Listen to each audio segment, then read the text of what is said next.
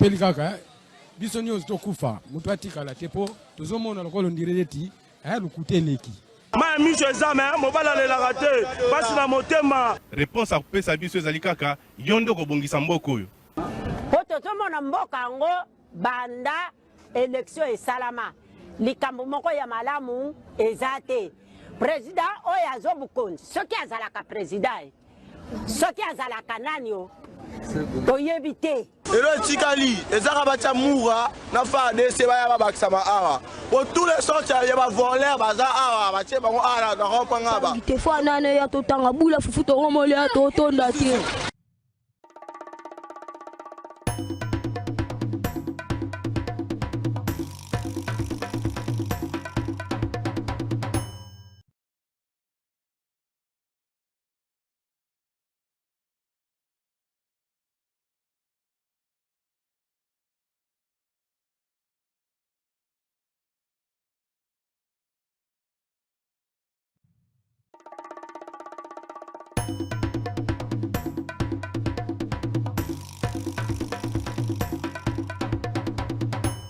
sepeli kaka biso nyonso tokufa mutu atikala tepo tozomona lokolo ndireti lukuteleki.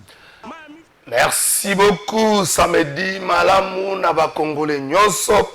Samedi malamu na batu balingaka mboka na biso. Samedi malamu na batu nyonso babanzete. République démocratique du Congo ezali terre d'avenir, terre d'espoir.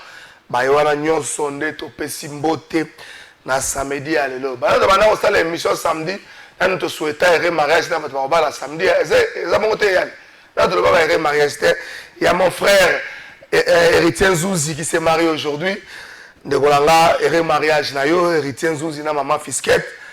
Et mariage na bino, bénédiction à tout à l'heure, à 13h, na Saint-Augustin, na Lemba.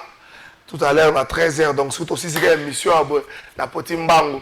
Na Saint-Augustin, na Lemba, tout à l'heure, à 13h. Et puis, tu recoutes à la pourquoi on a pas problème, hein? Pourquoi on a pas problème. Merci beaucoup, République démocratique du Congo, héritage, la famille Tshisekedi, la famille Kabila, la famille Katumbi, la famille Bemba, la famille Kengo, République démocratique du Congo, héritage, ya ba Congolais nyonso. Merle Kamalandwa, la Pessio Makasi, félicitations, le nouveau président, il y a Union, il y a ba caméraman du Congo, Merle Kamalandwa, la Pessio Makasi. Et le mec, on a d'ici sous la émission. Atako bako bande ko tolo ngano molimo ya bosala élection aussi pour poli pour comme na ba bakele l'été au poli bunda à l'interne tika muninga gérer luka ba faiblesse na ya monde étalé au grand jour soki bongo te et ko za mabe mingi to mi kotsa na guerre ba bitumba papa mbate même na ba organisation syndicale la biso to longola molimo politique molimo ngai président élu molimo ngai boye to longola yango Merle Kamalando a plein succès na yo. Un caméraman, tu vas mon bango le roi batouté. Personne au Congo paie moi valeur, hein? Personne au Congo moi valeur. Ben de mon caméraman va respecter. Pour ce chef d'État tambo n'enga na Paris bongo, ce caméraman a zate to ko ima.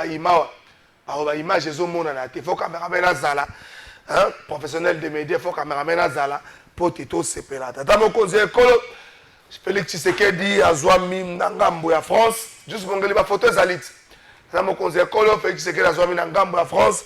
Dans le cadre de la francophonie, où ils ont qui lancé Mokolo ya lobby, Bande Kobozate, merci beaucoup. Francophonie, c'est là qui lancé Mokolo ya lobby, Tata Mokozi Ekolo, a participé à qui la lancement de la francophonie. Malheureusement, Bande Kobele, a tali le discours de Macron dans le cadre de l'ouverture à la francophonie, le discours de Macron a lobby, le pays a problème, à Tanguy RDCT. Macron lobby va payer un problème à Tanguy RDCT na kotika bino bolandango pourquoi Macron Tanguy ba Ukraine au bout de la francophonie bazate à Tanguy ba mboke bela Tanguy ba bon Liban la francophonie azalaka Tanguy ba mboke belé mais RDC comme pays agressé Macron a Tanguy en beauté donc comprendre nini est-ce qu'il y a un complot contre la République démocratique du Congo ou c'est simplement un échec de diplomatie. Il y a République démocratique du Congo. Tu comprendre ni. On peut savoir discours Rwanda ya Macron à occasion de l'ouverture de la francophonie.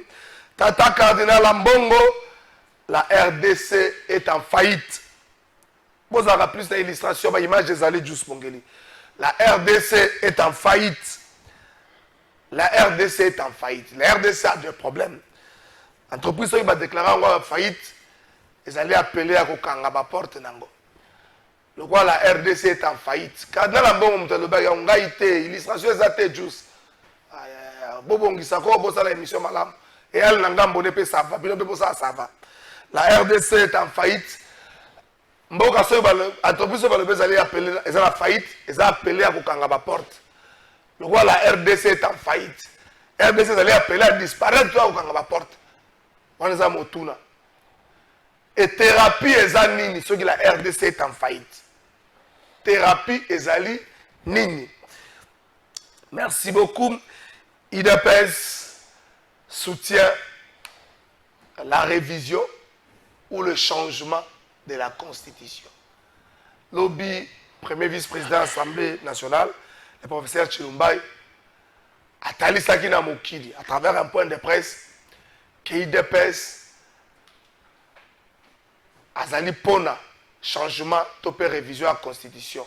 A bakisi que depuis Belge, si le loyo, et un président mon côté a sali, Koleka Félix Tshisekedi Tshilombo na tête ya mboka. Il y a 300 ponts construits par Félix Tshisekedi. 300 ponts. Pabengango, na linga la gbagba. 300 gbagba. Donc, ça va pont 300 construits par Félix Tshisekedi dans le régime. Est-ce que ça livre Yomo Congolo yebi? Est-ce que ça va pas pont Yomo Congolo yebi?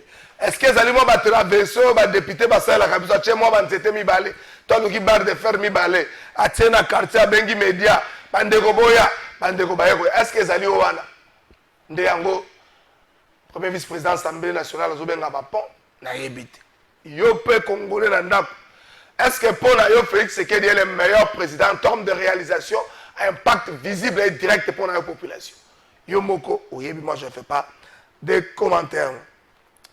Immeuble Moko en pleine construction dans la commune de Alingwala, juste pour que vous appelez l'image. Et ça fait ça qui Moko le lobby na Simamboula. Donc immeuble Moko par Kotonga, il y a 6 niveaux à Alingwala. Et Kouei, et ça y est en pleine construction, et Kouei qui lobby vendredi na Simamboula, et Betaki na Boutouya, jeudi à vendredi, immeuble Kouei, par maçon Batali, ça qui était, par fissure, et ça là qui était. La signe mon côté bandé pour la qui s'est immeuble bandé quoi immeuble ils ont relancer débat autour de l'autorisation de bâtir autour de l'urbanisme dans le cannabis on dirait tokotonga tokotosa urbanisme la norme urbanistique te tozotonga kaka lokolo zimbongo atoye na quartier ya onel o banda kunyo zakala C yo lokolo zimbongo okolo autorisation au tie boyo tombo l'immeuble. Puis sur moi, c'est là qu'il y a une structure, une structure, une autorisation de bâtir. Immeuble, à 6 niveaux, est-ce que vous avez des problèmes? Il y a une structure à l'État ou encore un problème de technicien. Mingi Penzate. Merci beaucoup. Donc, dans le cas, Basango, ministre provincial, il y a transport, Boba Miso, Nassima Bozongi, na Paris, Sika Zouami. Azalaki plutôt tant que na Kinshasa directement à quitter le terrain pour la suivi ya ba mesure oyo ya azwaki oyebi na RDC ba mesure ezwamaka mais problème ma casse c'est suivi pour la ministre Boba Miso de retour na Kinshasa a mis la tsemba la moko na suivi pe contrôle ba mesure azwaki to kena ngamba régie.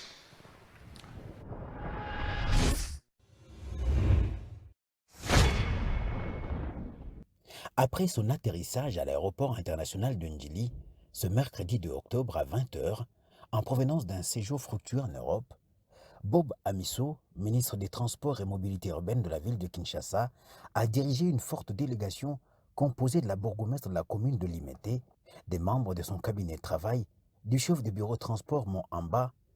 Objectif, une inspection surprise à la 12e rue Limete, où s'égarent illégalement des camions de tout tonnage.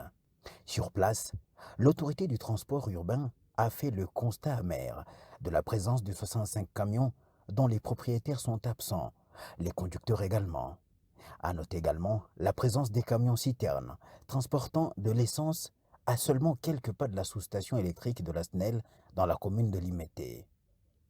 L'autorité urbaine des transports a ordonné la saisie des camions en panne sur place, la convocation de tous les propriétaires des engins identifiés, tant personnes physiques que morales.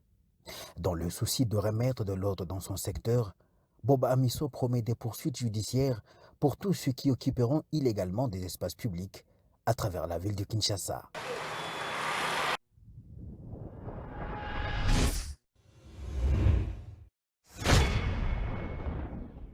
Après son atterrissage à l'aéroport international de Ndjili, ce mercredi 2 octobre à 20h, en provenance d'un séjour fructueux en Europe, Bob Amiso, ministre des Transports et Mobilité urbaine de la ville de Kinshasa, a dirigé une forte délégation composée de la bourgmestre de la commune de Limete, des membres de son cabinet de travail, du chef de bureau transport Mont-Amba. Objectif, une inspection surprise à la 12e rue Limete, où se garent illégalement des camions de tout tonnage. Sur place, l'autorité du transport urbain a fait le constat amer de la présence de 65 camions dont les propriétaires sont absents, les conducteurs également. À noter également la présence des camions-citernes transportant de l'essence à seulement quelques pas de la sous-station électrique. Merci beaucoup, ministre de l'Intérieur. Boy besoin qui mesure moko pour la fluidité et la circulation à Kinshasa. Ba gros camion étambolakate en plein Kinshasa de 7h, plutôt de 6h à 10h et puis de 15h à 21h pour permettre à bateau 6h à 10h bateau ba okende musala bana ba okende kilasi 15h à 21h bateau ba uti musala bana ba uti ba kilasi ba kota na bandako yango wana zaki na terrain pour na kolandela mesure wana na ngambo ya ministère ya finance Jusbongeli tokena ngambo régime na ngambo ya ministère ya finance ministre Doudou Fwamba Likunde Libotai a présenté qui la résilience économique de la RDC aux investisseurs internationaux. Le jeudi 3 octobre, le ministre des Finances Doudou Fwamba Likunde Libotai a conduit une séance de travail en ligne sur la notation souveraine de la RDC. Cette réunion visait à présenter aux investisseurs étrangers une image positive du pays qui aspire à devenir une nation d'avenir et à dynamiser son développement économique. Les vice-ministres de Finances, Onel Sélé, de représentants de la comptabilité publique, de régie financière, ainsi que des experts du ministère des Finances et des agences de notation, notamment modestes, dont des analyses basées à Dubaï.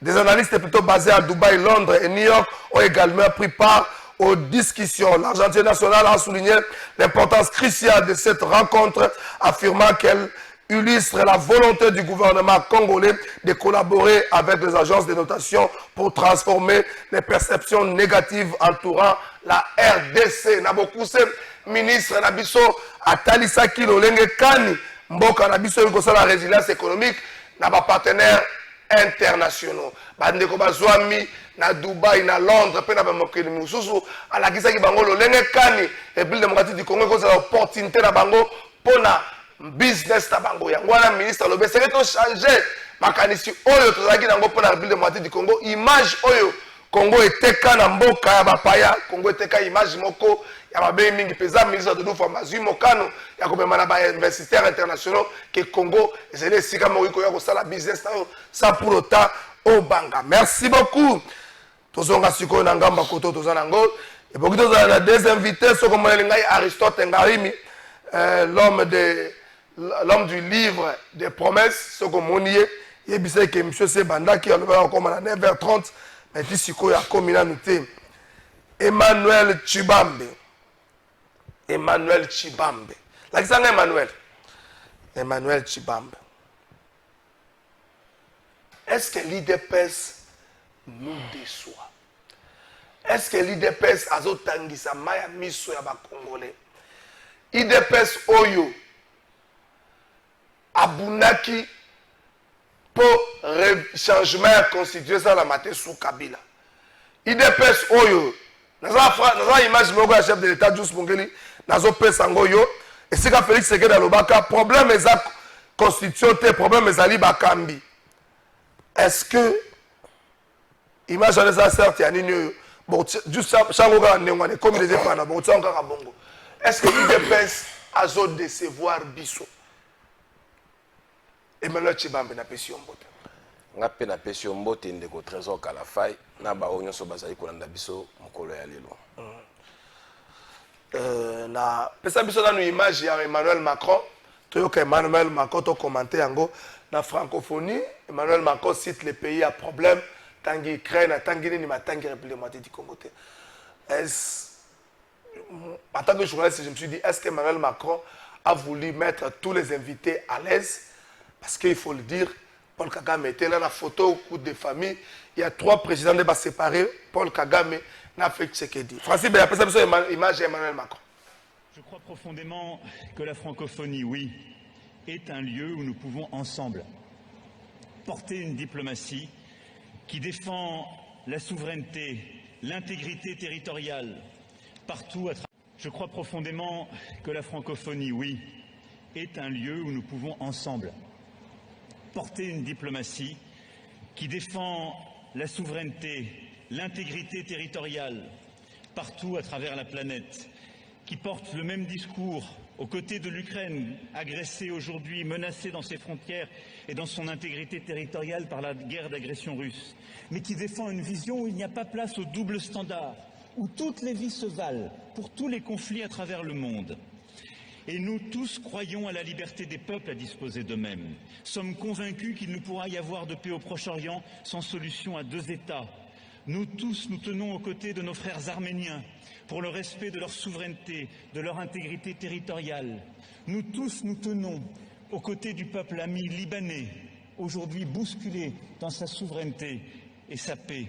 Nous tous, nous tenons aux côtés aussi de la souveraineté de tous les peuples et de tous les États du Pacifique, qui doit être une région apaisée et où nulle puissance ne saurait remettre en cause cette paix par des provocations territoriales ou quelques reprises d'essais que ce soit.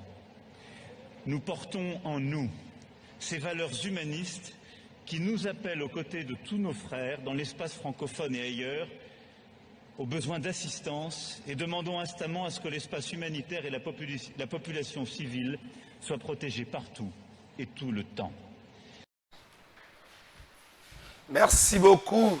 Est-ce que Emmanuel Macron a tiré sur la liste et les autres? Parce qu'à l'espace francophone, Mobimba, est-ce que tu as été la liste et les autres? Emmanuel Tshibambe, ça fait, il y a Emmanuel Macron de l'autre côté. Emmanuel Tshibambe, ça fait mal à la Congolais Moussoussou. Tu vas utiliser l'expression à Kinshasa, Macron a fachi 12. Le fait de ne pas citer la RDC comme un pays à problème, tant que l'Ukraine qui sont pas, et que l'Ukraine qui n'est pas membre, il y a OIF, mais tant que la République démocratique du Congo, l'un des plus grands pays francophones. Ndeko Trésor, au moment où il y a guerre d'agression à RDC, Tata Mokonza Mboka a expliqué biso, a explicité biso blom sous biso tant avant ya la présidente de la République tika la ko yebate.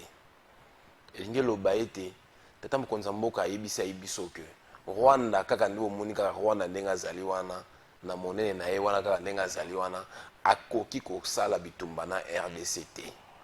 Rwanda zali na ba puissances étrangères na sima na ye. Lelo oyo mukili mobimba est confirmé, et puis si raisonne Maloba Tata Mokonza Mboka, il a toujours dit depuis la nuit des temps. Dans quel sens? Dans le sens où vous avez une organisation locale, les conseils. Qu'est-ce que c'est? L'Organisation internationale de la francophonie. Non. Conseil de sécurité à Nations Unies. Vous avez vu les experts. Il y a Conseil de sécurité, Baya Roussa, Basala rapport dans Bango, et Bassoumeta, et Balobi en face du monde que la RDC est agressée par le Rwanda. C'est déjà acté. Aujourd'hui, OIF à méconnaître Yango, doit beaucoup reconnaître et l'Okoana, même si, bon, je ne sais pas parce que dans le discours à Macron, a tchépé les autres. Je ne sais pas si dans les autres. Non, je ne dis pas qu'il y a tchébiso. Je ne sais pas si et les autres, on a 4, je ne sais pas. Mais tant qu'il y a un discours direct. Ici, nous sommes des gens. Ça, les communications, il faut décortiquer. Ce qui est loyo, Emmanuel Macron, Atangi, expressis verbis développement en français Ukraine où azali agressé par la Russie atangi ba Arménie atangi ba Liban où le a agressé par Israël on se a tabou autant comme Israël mais quand même tu dis que le loyo na agressé la Libye c'est Israël Libye et Liban plutôt donc biso surtout yebi na ba maman na souhaité ba mateme ba yebi le lo Israël a agressé Liban to yebi yango osomona donc a boyi kotanga ngo a boyi a yebi que RDCP le lo ils allaient agressé par Rwanda. Moi je peux même aller plus loin. Je peux même commettre un incendie diplomatique à la plateau nao. Je me pose la question si Macron, le régime Macron, je me pose la question si le régime Macron n'est pas derrière la guerre de l'agression de la RDC. Je me pose la question. Et puis je suis proche de croire que le régime Macron soutient le Rwanda et derrière la guerre de l'agression au Rwanda de la RDC. Il y a un simulation, il y a un RDC. Biso problème biso que Emmanuel Macron attend la RDC comme pays agressé par le Rwanda dans une organisation internationale de la francophonie. Non, ça c'est pas notre souci. Ce qu'on les deux organisations, on attend le combo OIF. Mais le Rwanda, ça l'idée dans la parole. Sont les deux organisations OIF, dans le Conseil de sécurité des Nations Unies, papa, il n'y a pas match, il n'y a pas photo. On comprend? Dans OIF, ils allaient organisation, ils ont rassemblé un pays, ils ont partagé en commun la langue française dans la diversité. Mais si aux Nations Unies, Conseil de sécurité des Nations Unies, il y a plus de 190 pays. Dans OIF, je crois que c'est 88, sur la beau sanité, à peu près 88. Donc aujourd'hui, dans OIF, les États-Unis sont alités. Dans OIF, les pays à Tangiwana, les Russie sont ratés. Mais dans les Nations Unies, les pays sont alités. Moi aujourd'hui, je n'ai pas de thème. Ce qui le Conseil de sécurité des Nations Unies a jamais qu'on reconnaître 88 pays pour la OIF. 88 États. 88 États. Le Nangana n'a pas si ce qui le Conseil de sécurité des Nations Unies va reconnaître la guerre au Rwanda avec ça na RDCT et ça n'a pas si. Mais quand je vois le régime, quand je vois Emmanuel Macron faire ce spectacle là, ce feuilleton que moi je qualifie, je suis pas loin de croire que le régime, je parle pas de la France, je dis le régime Macron serait peut-être derrière la guerre que le Rwanda fait à la RDC. Ne pas reconnaître ça, ça me donne l'impression de croire. Oui, pardon. Nana Bardella. Nana Bardella, Jordan, je crois Bardella. Où il y a FN, il y a Fonds National, où il y a Rassemblement National.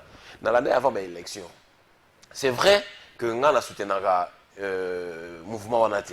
Un parti, RN a soutenu Wanate. Mais dans l'année, la période de débat, alors le monde est très important. Ce qui est pour l'intérêt d'Afrique et particulièrement dans la RDC.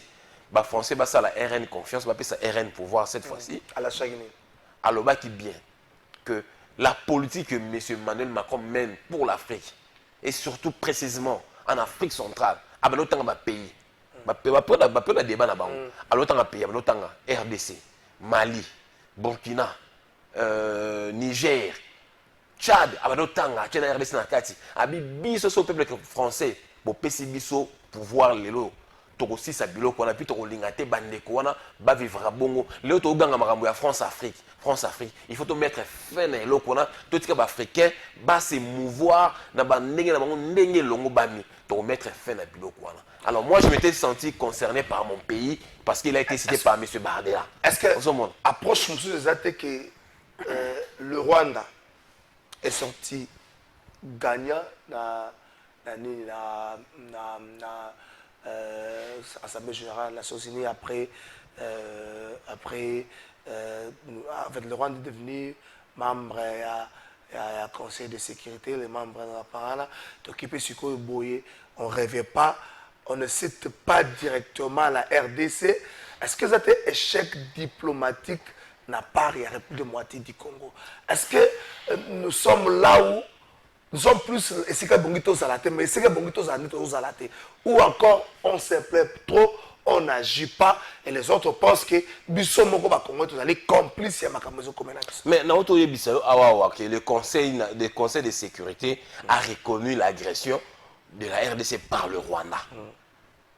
Le conseil de sécurité a reconnu très en haut par le truchement. Il y a des experts où il y a Tindara Bassala enquête et puis Rwanda peut verdict. Aujourd'hui, dire que c'est un échec, moi j'ai dit non, ça sera une contradiction totale parce que lorsque le Conseil de sécurité reconnaît qu'il y a agression dans la RDC, allez, c'est un échec. Au moins, c'est un problème dichotomique. Il y a dichotomie dans le langage. Donc, ce n'est pas un échec, c'est une réussite. Au moins, l'Organisation internationale de la francophonie, moi d'ailleurs à son temps, j'avais demandé, bon, malheureusement ma voix elle est mineure, elle est minime, peut-être que moi déjà à son temps, quand j'ai compris, parce que nous sommes des observateurs de la scène politique, que ce soit intérieur ou extérieur. Moi, quand j'ai compris que le régime, l'actuel régime en France, a des tentacules dans le régime, il y a Rwanda, il y a la guerre dans la RDC. Moi, j'avais demandé même que tout se retirer même dans la francophonie, dans l'OIF. Moi, j'avais demandé ça. En tout cas, moi, si j'étais même le ministre des Affaires étrangères, j'avais même conseil du chef d'État, en tout cas, il y a un risque à opposer problème. Pourquoi? Parce qu'on a vu que la RDC... Madame Louise continue à être secrétaire générale à l'OIF. La RDC, c'est le tout premier pays africain, francophone en Afrique. Sur le plan international, nous avons le plus grand nombre de locuteurs en langue française. Donc nous ne sommes pas n'importe quel pays. Nous devrions avoir notre place, une place prépondérante dans cette organisation internationale de francophonie. Aujourd'hui, si la France, que représente M. Emmanuel Macron actuellement, a ce qu'on méconnaître, Babilo, qu'on a grandeur RDC, faire fi, même dans les camos, Moutimumbe lobby, ça veut dire que le régime, il y a France, Wana, et ça a un problème dans le régime national Congo. Alors, moi, je me pose la question. Pourquoi demeurer jusqu'à présent? Pourquoi on ne quitte pas? Moi, je donne conseil au chef d'État. Chef d'État, nous devons quitter l'OIF. Tant que M. Macron sera président de la France, nous devons quitter l'OIF. Ça ne nous apporte rien. Mais c'est Macron. Moi, je pense que... Moi, je l'ai dit ici. Ce sont des études. Je suis un observateur de la scène politique étrangère. Dans un Bissayo que actuellement, je ne dis pas la France. Je ne veux pas dire la France, mais je dis le régime d'Emmanuel Macron en a pour quelque chose. Yoka téléspectateur. Bonjour, pardon de vérité. Yebisa Chibambe, Tango Kabila Banda Kolobake, il n'est pour rien pour la guerre. Ezaba occidentaux nde bazaba auteur na yango bango babandaki ko boya melelo oyo bapesi ye raison yango sikoyo tosengi na bango awa bazo signer ba accord na Rwanda. Est-ce que bazo yebisa biso pour le réseau déjà alobaki nyonso eza mawapo na bakabasele papa Eric oyoki message. Je vais prendre la première partie du message na lobby tangu quand Joseph Kabila disait que il n'est pour rien la guerre oyo eza complot moko à l'international. Selon le papa Eric Bino, vous avez se poser dans le lobe comprendre parce qu'il faut le dire. Félix Tshisekedi na discours on a fait Tshisekedi qui Paul Kagame passe peut-être Macron a voulu mettre tous ses invités à l'aise. Papa on a comme le message et ça m'a wami na mboka na biso. Na ndenge ke biso nyoso toujours asko sima, toujours na no sima. Nani ya bungi ki na mboka ona 97 temps Mobutu akendaki, il y avait la guerre ya AFDEL et Kobenga na Mobutu. Na tête ya armée wana ya AFDEL au pouvoir 97, il y avait un certain James Kabarebe comme chef d'état-major na mboka o et qui est rwandais. Nana bosanyao. Nani ya bosanyao ke Joseph Kabila azalaki leki ya nani leki ya James Kabarebe. James Kabarebe alaki chef na ye. Leki te fol ba bien. Alaki na ndenge armée quoi, alaki leki na armée na ndenge pété. Nana ebité que Joseph Kabila qui nani Joseph Kabarebe la chef à Joseph Kabila nana ebi angote que Joseph Kabila na tongo so peut James Kabarebe abana ko pesa le sako Joseph Kabarebe dans la discipline ya ngona lobi kasi ndenge ni tata wana ko bossa na biloko wana. C'est pour dire quoi? C'est pour dire que ramification ba rwandais wana tilelo nous l'avons vécu. Et il s'est fait que M. Joseph Kabila a été présent dans ce pays pendant 18 ans. Vous pensez qu'il aura à kataba basingana katana nyoso malamoko tout ce qui est Congolais. Er mokopé mboka na biso peo et ça fait biso moko parce que mutema beza na mboka o. Nous voulons déformer l'histoire, ce n'est pas normal. Nous voulons tronquer l'histoire, ce n'est pas l'histoire. Yoka, quand je vois ce genre de message, ça veut dire que tous les mitema mabe na mboka na biso. Histoire les âges rouges, tu comme ça verte. Pourquoi? Apa Eric Alobi, Joseph Kabila Baner Kolobake. Il y a le papa voilà le que derrière le AFC ce AFC là-bas il y a Joseph Kabila. Quelle est sa réaction? Lui le monsieur qui t'a envoyé le message. Aujourd'hui, moi je ne vais pas citer son nom. Moi quand je vois certains compatriotes au détriment de Mboka, moi je ne cite pas leur nom. Je ne peux pas citer leur nom. Tant que aujourd'hui, le chef de l'État qui porte le nom Yamboka Likolo dans toutes les institutions internationales, il a fait des interviews pour dire que Joseph Kabila, notre ancien chef d'État, est derrière le AFC. Pourquoi il n'y a pas un mandat et pourquoi il n'y a pas une procédure à justice?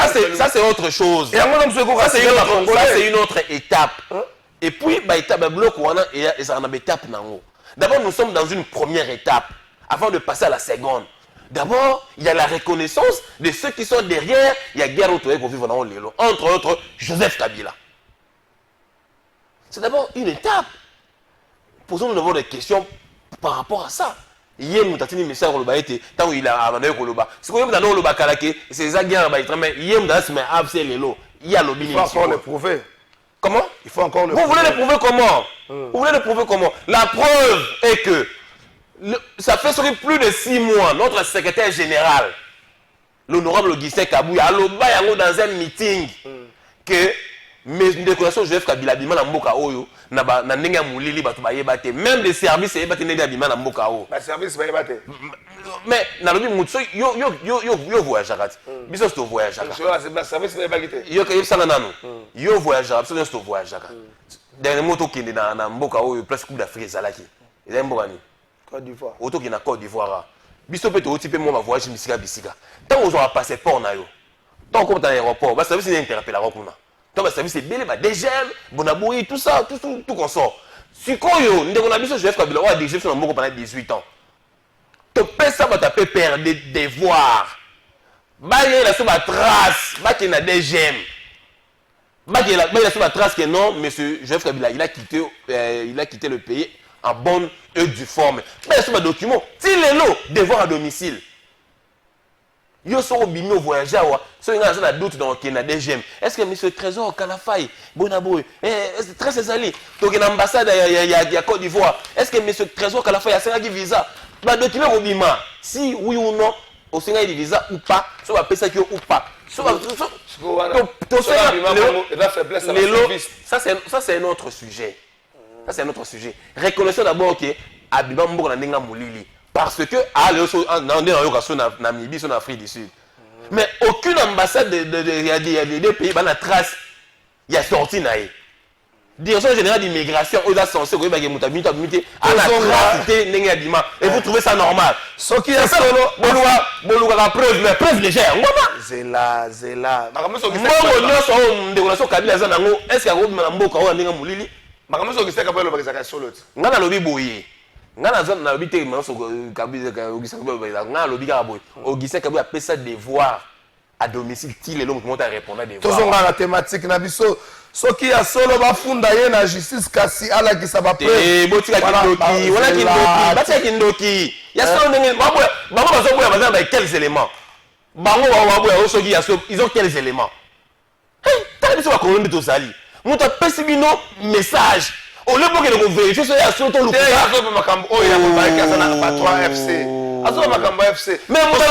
c'est le chef de l'État, c'est pas n'importe qui. La personne qui gère le pays au quotidien, qui a tous les services de renseignement à sa possession, qui nous dit ça, yo so ngobo ya yango.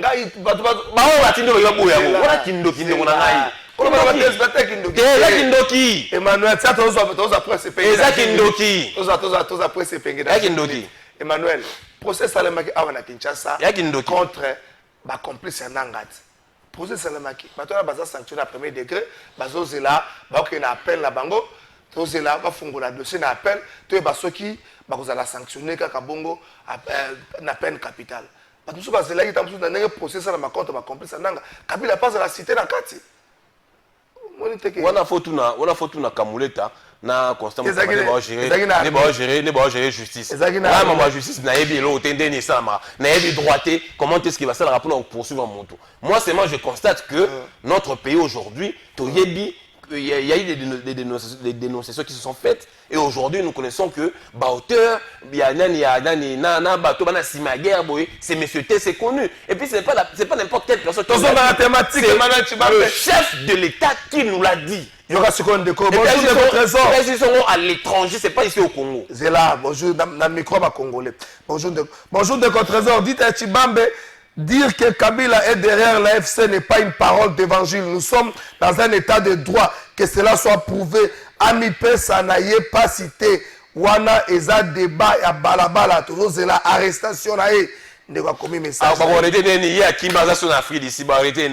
Bonjour, tout na Emmanuel Chibambe. Ceux qui moi na voisin pendant 6 mois. Abetaka mwana na ye. Ceux qui accueilli koyebisa chef de rue. Solution exacte. Accueilli pe. Et pas il y a chef du quartier qu'on soit solution T. Accueillir les sous et pas il y a bourgmestre solution exacte. Ce qui moi na voisin aza ko continuer ko beta kaka moi na ye akosala nini akobanda kaka kolela. C'est peut-être par rapport il y a des marches na biso na Rwanda on a beau accuser batusu balobi en fait 10 secondes avant tout ça presse pengé batusu balobi Macron a été fâché 12. Est-ce que tous ont une casquette à communication? Tout ce que le chef d'État fait pour porter au voix Nabiso en termes en fait, à ce qui concerne l'agression, qu'on se retrouve dans la manifestation en Dengwana, que ton pays, moi je mets à sa place, que ton pays ne soit pas cité parmi des pays victimes d'agression X ou Y, quelque part, ça fâche. Non, surtout dans une organisation comme OIF, ça ne fâche pas. Ça ne fâche pas. Ça ne fâche pas. Une organisation minuscule d'ailleurs pour votre gouvernement et qui n'a pas vraiment d'ampleur, conseil de sécurité. Non, ça ne fâche pas. Moi d'ailleurs, je demande même que tout est là. Et ça, c'est pour promouvoir tout simplement la diversité de la langue française. Point barre. Okay. Point barre. Juste la photo après c'est un peu. Ça est le côté OIF, on n'a rien. Non, on s'accroche. Moi, c'est pas qu'on s'accroche. Moi, je demande. Moi, si j'étais membre du gouvernement, je sais pas. Bandeko, avant Benga Bandeko, bon ça tourne après c'est pengé. Après c'est pengé, les Kambako Ebsabi, soit en direct les États-Unis. Juste pour que retrouver photo après c'est pengé. Tu vas continuer maintenant après c'est pengé. Attends un message à copier ça. On retrouve photo après c'est pengé. Président Paul Sepenge na pesi yo mbote. Mbote ndeko trésor. Bonio. Bana ya Congo banso. Bonio balobi ozolia kuna bifteko bosani Kinshasa Martin Fayulu azongaki déjà.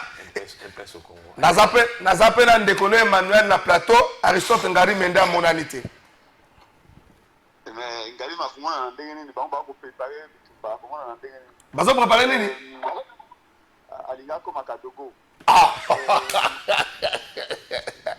Akoba kadogo ndenge nazana Emmanuel Chibambe commenter actualité moi mbala mi balé misatu na 1 minute et puis que francophonie bandaki lobby Macron na ba pays à problème ba pays agressé atangi RDCT sali ba congolais passe bino bomoni yango ndenge ni PC Emmanuel Mbote mais aye ba ape ba kabwaki soki ba simbi constitution avocat sabatali na kwa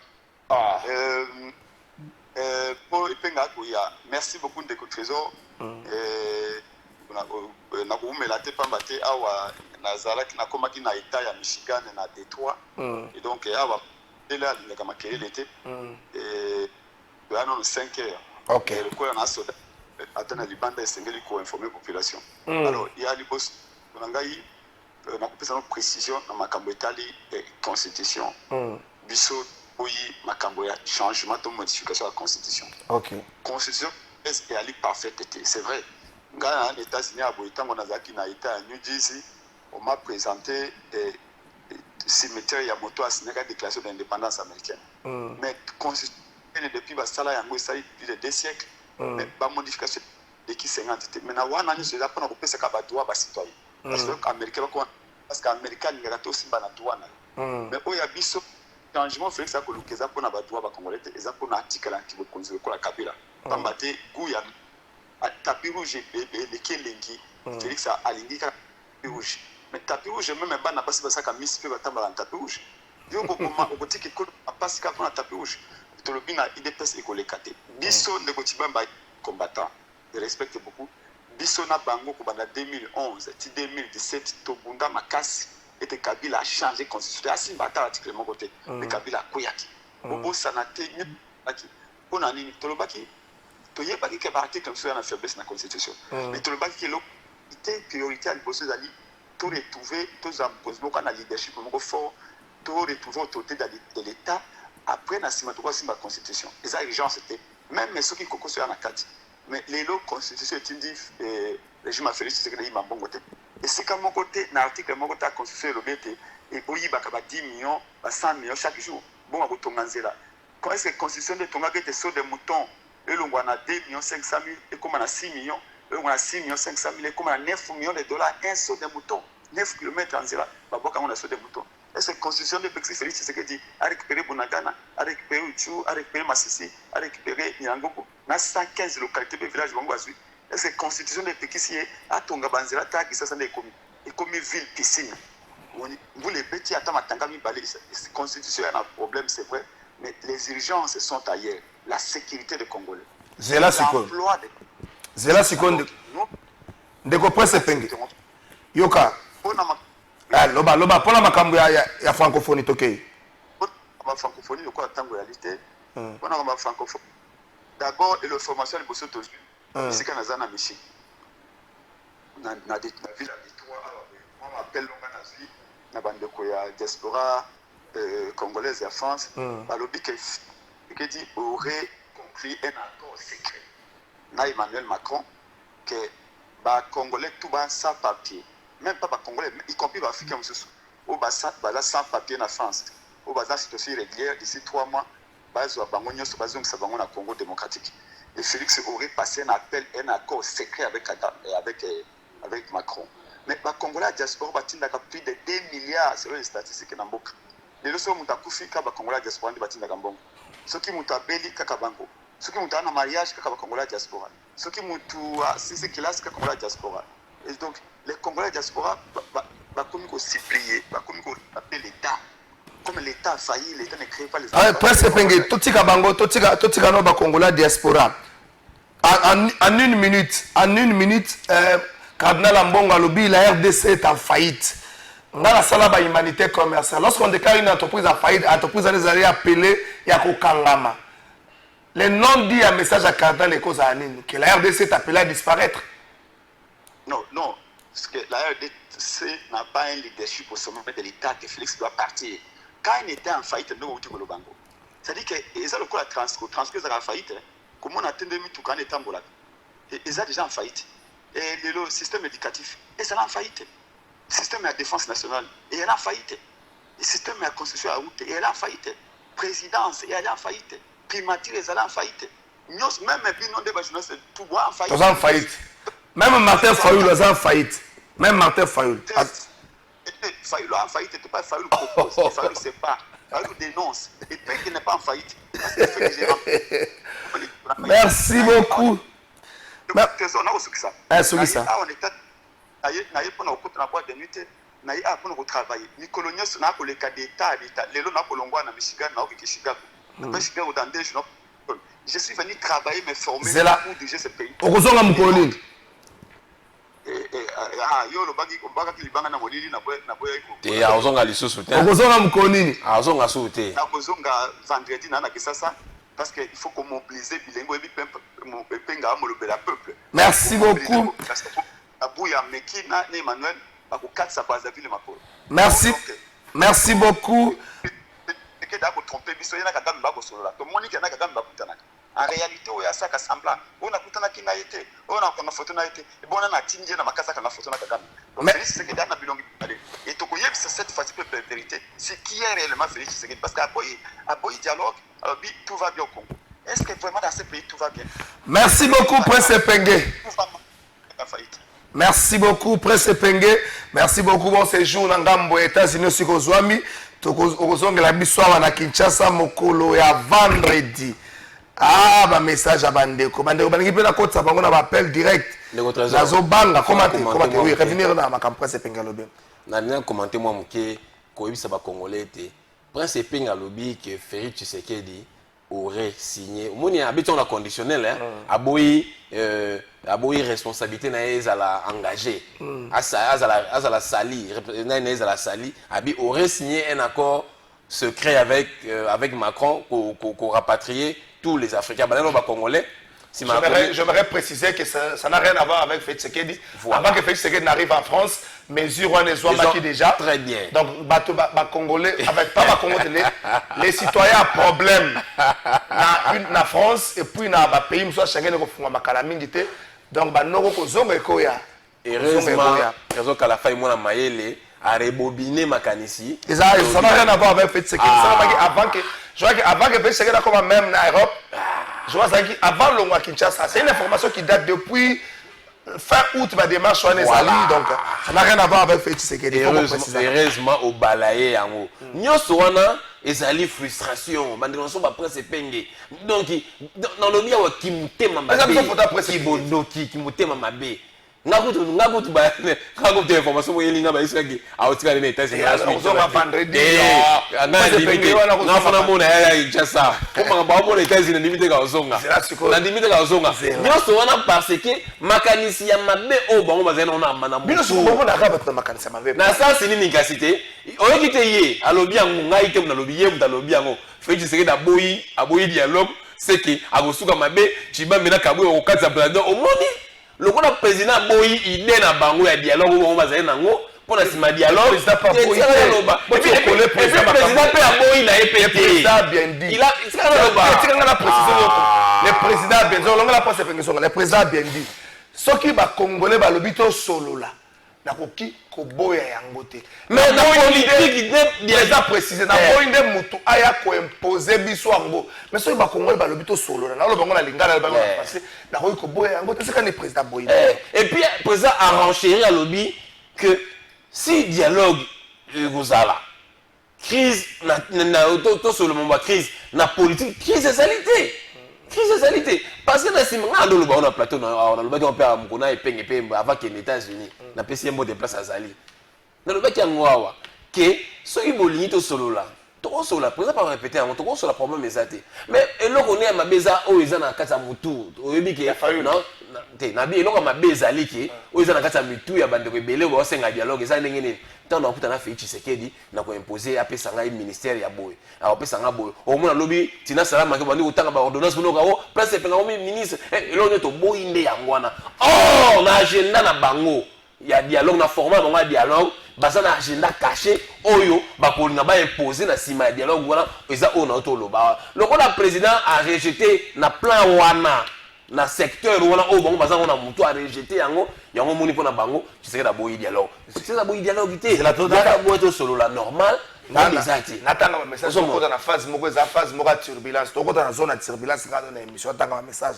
bonjour journaliste yebisa invité Atika Kabila Kimia il oublie que bazo vanter ye abosani social ya peuple exemple il faut combien d'argent pour asphalter 1 km de route alors l'argent que Nicolas Kazadi a détourné pouvait construire combien de kilomètres ah ndeko zelanga natanga ma message bonjour fils tolembi koyoka kombo ya Kabila ye mutu ayibi mbongo ya forage tosanzi bino union sacrée ewo papa Alphonse na Barumbu papa Alphonse achena ewo ah papa Alphonse na Barumbu soki kutu président azo ah ndeko abiso kutu président azo finga biso bandoki po tozo critiquer politique na ye Chibamba fingi biso bandoki c'est normal tozo zela kaka 2028 pour pouvoir oyo elakisi ba limite po nanga aza condamné à mort même na absence na ye pourquoi pas Kabila ye azali condamné même pas na absence na ye trésor non pardon notre collègue na noté na ina préciser le mot papa na fingi bino bandoki te na fingi na lobi totika kibondoki na sens ni na bi totika kibondo na chepe na nga na kati na ça c'est na lobé totika kibondo to bitie biso mais na bi totika na bi bien totika kibondoki na bi te botika na bi totika kibondoki bato ba zebo za minduki ko boma mboka na biso esali kibondoki tango osu mundu ko boma ndeko na yo papa yo ko zo minduko bo bana na kata ndako to pazo yiba mbongo à l'état eza kibondoki na on yiba mbongo à l'état eza kibondoki eloko ngana lobi yango na fini bato kibondoki. Merci beaucoup papa oyoki précision na abia fingi bato te. Bonjour ndeko, est-ce que Chibambe aza modèle penza kaka ndenge moko na CG na ye kabuya kasi soki aza na sima ya nanga kasi bakanga ye pe makambo ya soni po ba service na biso otiki kokota régime na bango soni baza bakabasele bako bazokwea na mai c'est Abbas Mouyoko depuis Kimbaseke ndeko nanga Abbas ndeko balinga nazo appel pour la révision ou le changement de la constitution. Il nous faut vraiment un débat de fond que l'IDPS nous énumère les articles qui leur posent problème, qui nous démontrent sur l'opportunité de leur démarche. Bref, nous allons les aider à lire et à comprendre le bien fondé de notre constitution. L'article 69 interdit déjà au président de changer la présente constitution car c'est lui qui est le garant de celle-ci. Pour la révision, on attend que l'IDPS nous donne les articles à problème et on va les orienter sans pour autant toucher la constitution. Ndeko, est-ce qu'il faut nous appeler? Juste pour que appel. Bonjour Ndeko, il y a Ndeko combattant que l'IDPS est comme le corps orchestre. Ba maman oyo ba tekaka matembele ba maman ya ma papa cordonnier ba ya Petunias abosani bango abongisa kokende na ye. Il a le devoir de faire la différence, sinon... Aïe, aïe, aïe, aïe. Juste, est-ce que je suis autorisé de prendre les appels? Non, hein? Alors, ok, merci beaucoup. Papa, bonjour. Tu n'as invité Nabiso Boye Kabila Abimaki, gouvernement na Bango, Azoyo Kasoni Teke, Bazali Makasi, Tena information. Aïe, Emmanuel, nous avons un problème dans les téléspectateurs. Bonjour, Trésor Nani Akondima, Kozonga na RDC Oyo Yanzala, et comment ministère jamais soki bangonde bafutaka babiye ya batu nyonso oyo bakendaka poto warande bien grâce yolo. Bonjour Trésor, tuna ndeko Emmanuel soki Kabila azalaki ndeko na ye soki alingaki aloba makambu nyonso wana azoloba na plateau na yo nini oyo bango IDPS basali peuple eza soni pona ba politicien ya sika ya CNZT awana limetete. Bonjour Trésor, fongola téléphone poto tuna ndeko Emmanuel ba question ya mboka eza pasi pona IDPS batu ya limete kabuya alobaka kutu motema ezo sala ye pasi pona ba intérêt et kabola parti. Bonjour Kalafai pona ngai bat ozo répondre na bango. Pona ngai batu nyonso ya bayaka na plateau ezo sala pasi nini bango balingi ya ba changer constitution esali nini soki ezalaki Kabila wana nde balingaki baloba aza Rwandais Jules Chiboy rencontrer bango te à 5 minutes rencontrer bango.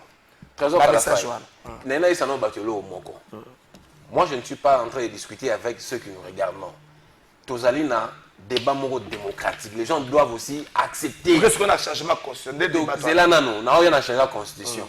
Badouva et Babiso IDPS, tout ce n'a jamais marché pour la révision constitutionnelle. Non, le Kouta. Il ne peut jamais marché. D'abord pour votre gouverne. Biso IDPS, tant que vous votez la constitution, vous votez en côté. Tu votes qui en côté, tu bois qui en haut. Biso IDPS, tout ça la campagne. D'abord, tout s'enrôler en 2005, 2006, dans l'élection, tu votes on n'a pas participé. Et puis, tu sais, parce que nous ne sommes pas des dictateurs, nous sommes des démocrates. Nous avons une carte d'électeur. Tu sais, qui n'a pas balanda, idée n'a biso. Tu sais, va voter contre la constitution. Et nous avons promis à la population que biso IDPS, nous avons le pouvoir. Tant que nous avons le pouvoir, tu peux modifier, tu peux changer la constitution. On a promis. Comment? Parmi les slogans de notre campagne, en 2011. Et puis nous avons dit aux gens que nous sommes contre cette constitution-là. Mais le jour où l'UDPS accédera au pouvoir, tant que un jour, topé sa peuple congolais constitution ya sika parce que nous avons trouvé beaucoup d'embûches dans la constitution au trésor Kalafai. Fongolaka ndeko wana font l'article 51. Il y a constitution 51 je crois, il y a constitution. A fongola yango. Atanga. C'est là font la mwa mbangu ndeko pour y permettre biso. Yeah. Na on peut ça pour tanga. Et puis tu as le président. Président de la République a ça mon tour. A quoi mettre un point de vue. Un des mondes ils ont mettre un point de vue na yo. Na ngai. Soit article 51 wana. Article 51. On peut sanga yo. On dirait Tanga. Article 51. L'État a le devoir d'assurer et de promouvoir la coexistence pacifique et harmonieuse de tous les groupes ethniques du pays. Il assure également la protection et la promotion des groupes vulnérables et de toutes les minorités. Il veille à leur épanouissement. Problème ça. Yo qu'est-ce que problème? Problème ça. Trésor yo nanga izana no. Yo nanga ina bandeko bolanda biso. Est-ce que biso totanga na classe na Congo oyo na histoire totanga que nous avons des groupes minoritaires et majoritaires. Totanga yango te na Congo. Na bandeli. Est-ce que tango biso to yeba la classe bandeko botala ngai. Bon peut savoir la réponse. Bon benga pe trésor ka faut savoir la réponse. Na histoire na cours à histoire ndé totanga na histoire. Est-ce que batangisa biso na Congo tona ba groupe minoritaire et majoritaire? Batangisa biso yango te. On nous a enseigné nous avons 453 je crois tribus et ethniques. Sikoyo ba groupe minoritaire et majoritaire où tu vois. Il faut un développement. D'abord c'est un problème. Ils ont freiné le développement. Non. Tu es intellectuel. Na mboka na biso toza ba problème ebelé. Tozo buna poto longa ba problème wana nyonso tout. Donc eloko so eza problème photo longola yango. Ozo mona te que constitution o ezali piège. Ba biloko o ezala ba minorité ba majorité ezala ba Rwanda na ba Burundi na Congo biloko ezala raté. Siko eo sali na kata constitution na biso. Fongola article 277, 217 ndeko na ngai. Zena laksa yo. Tanto loba ba chef de l'État. Tango chef de l'État zane mutu loka mutu nyonso. Tanga article 217. Tanga article 217. Pardon. Yango. Tanga article 217. Tanga. Article ngo eza mikusi. Tanga. La République démocratique du Congo peut conclure des traités ou des accords d'association ou de communautés comportant un abandon partiel des souverainetés en vue de promouvoir l'unité africaine. Vous comprenez où lobby? Il y a un chef d'État qui n'a pas. Tika bongo. Il y a un chef qui s'est dit lobby au Kende mbo et tika là. Il y a un fait. Papa qui a mbo. Trésor. Balobi bien que la République démocratique du Congo peut conclure des traités ou accords d'association ou des communautés comportant un abandon partiel de souveraineté en vue de promouvoir leur unité. N'a pas exemple. Il y a un chef d'État qui n'a créé. Et ça problème dans Mboka. Et ça problème dans Mboka. Tu as un côté. Ce que le chef d'État qui a eu problème au Yotika là. Bisoto est tout bon. Ça m'a ramené. Ils allaient à ma baie. Tant que ils m'ont ma forage. Na mo ba lampadaire et ça problème le roi peut avoir problème dans la constitution. Le roi de l'Igni ba mo forage zonga. On ne peut pas le roi bloc photo longola yango. Nyo c'est pas problème na mboka photo longola. Merci beaucoup Emmanuel Chibambe c'est là. Donc RDC c'est là. RDC. Donc article le bineni RDC a go céder parti à ya Goma, à ya Bukavu ou bien à Kisangani pour promouvoir l'unité. Donc le par exemple sur Zambie a un problème na Tanzanie. Pour la unité africaine c'est une grande partie à Mboka Nabiso, tu peux sortir de Zambie, sortir de Tanzanie pour Afrique. Ça c'est quoi? C'est quoi ça? On a enregistré le chef de l'État. Juste pour ça, chef de l'État.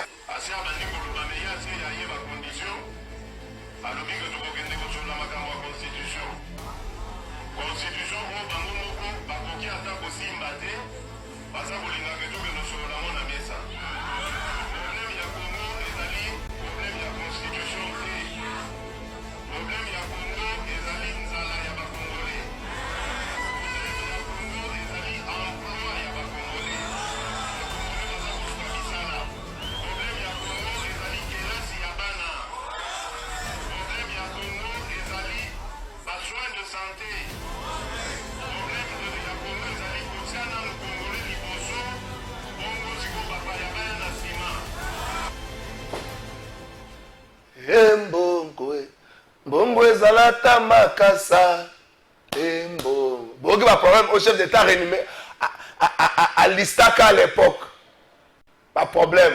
Francis Beya, nous avons réalisé une mission. Tu es en régie finale. Gaël Eyale, le traiteur spécial Djoussa Bongali.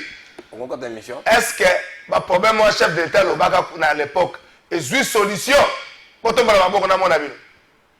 Est une solution?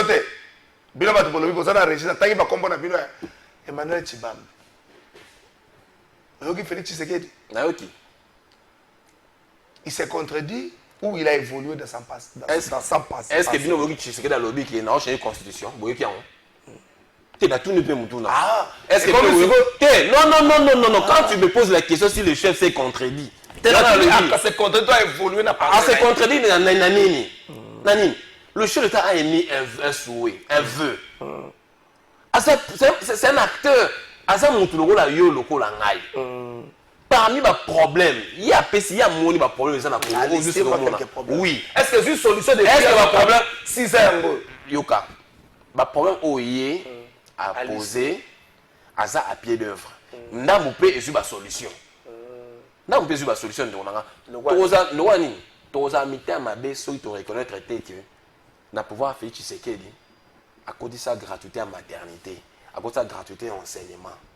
Na pouvoir faire Tshisekedi, même si les alliés belletés, quand même, à modifier enveloppe salariale, il y a enseignants. Na dit que les alliés suffisants. Je n'ai pas dit ça. C'est belé autant que ça. Dans lobby boy. Na 2019, quand on fait Tshisekedi à côté d'un pouvoir. Enseignant, il y a souvent 83 000 francs congolais. Moi, j'ai une amie à moi où attend une école limité, école officielle, ou à 13e. 83 000 francs congolais. On était bon frais de parents. Laisse-moi au moins, nous sommes sérieux au commission. Quand vous un message au finger, moi, j'ai une amie à moi. Une amie, pour des raisons multiples. École officielle, na 13e rue, en face, dans Luambo Makiadi. École Mozawana. En diagonale, école Massama, place Ngana Tanga. École officielle, Ezawana. J'ai une amie qui enseigne là-bas. En 2019, pendant 83 000 francs congolais. Aujourd'hui, à combien on a 411 000 francs. Alors, il y a quand même une amélioration. Mais ce n'est pas suffisant. Mais reconnaissons quand même que non, Félix Tshisekedi a fait quelque chose. Il a quand même réajusté ce salaire, il y a mon enseignant. Par rapport non. Pas de problème. Tant que non, l'enseignant va faire bien té. Et va faire bien té. Et va y avoir un forage. Et ça va problème le roi de construction. Donc, si on a une solution, il faut une solution, il y a un problème. Y compris la construction, il y a un problème. On va prendre. Papa, si on fait la construction, on a dit ça. Non, parce que c'est belé.